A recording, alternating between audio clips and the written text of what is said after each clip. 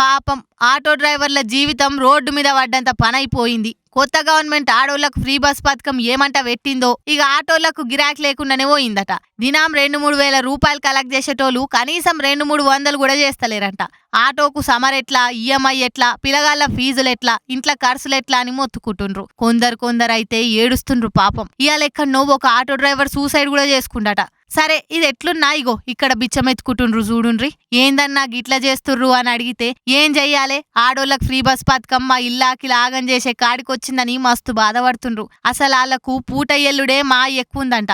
అందుకే సర్కార్ ఆటో కార్మికులను ఆదుకోవాలని వాళ్ళు డిమాండ్ చేసిండ్రు. పరిస్థితి ఇట్లుందని మెట్పల్లిలా భిక్షాటన చేసి నిరసన తెలిపిండ్రు. ఎట్లా అయినో చూడుండ్రి పరిస్థితి.